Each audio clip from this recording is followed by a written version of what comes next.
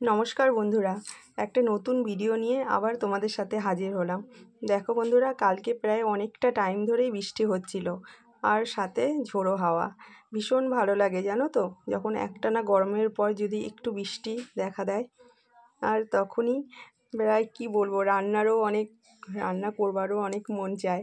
তাই দেখো, আমিও পেঁয়াজি করতে শুরু করে দিলাম। আর এটা প্রায় বিকেলই করা হয়েছিল আমাদের, কেননা বাইরে থেকে কি বলো তো কিছু মানে বললেও না ছেলে মেয়ে, তখন যদি বলে একটু চপ টপ খাবো, আর তখন যদি আমার সময় থাকে তখন বলি কি না থাক, বাইরের খাবার খেতে হবে না, আমিই করে দিচ্ছি। তাই দেখো, আমিও সব পেঁয়াজ কুচি আর লঙ্কা কুচি সব দিয়ে ঘরে যা যা জিনিস ছিল সব দিয়েই একটা মানে রেসিপি বানিয়ে ফেললাম, পেঁয়াজি রেসিপি। যাই হোক, তোমরা অনেকেই করে থাকো।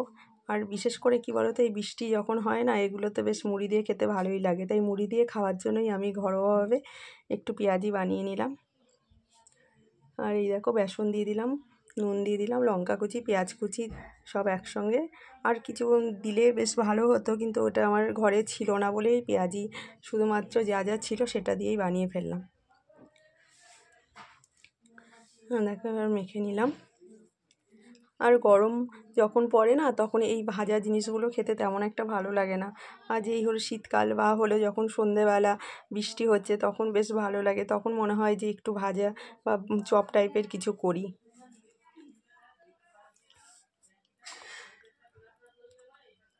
একটু আটা আটা হয়ে গেছিলো, তারপরে সামান্য পরিমাণে একটু জলও দিয়ে দিলাম। আর অনেক সময় না কিছু কি বলো তো, কিছু শাক ঠাক দিয়েও আমি করে ফেলি বেশ। কেউ কলমি শাক দিয়েও আমি বড়া করে ফেলি, ঘরে যদি থাকে না কুচিয়ে এরকম করে বড়া করে ফেলি নিরামিষ দিনে। আর এই যে দেখছো যে কড়াইটা, এইটা শুধু আমার ভাজা পোড়া করবার জন্য কড়াই। মানে ভাজা জিনিসগুলো যখনই করি এই কড়াইতেই করে নিই, তাতে আমার কি হয়, অন্য কড়াইগুলো মাজতে আমার সুবিধাই হয়।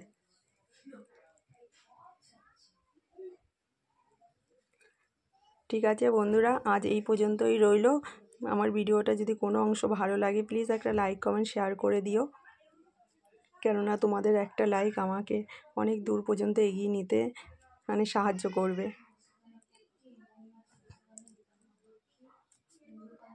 দেখো, আমার কথা বলতে বলতে হয়েও গেল পেঁয়াজিগুলো।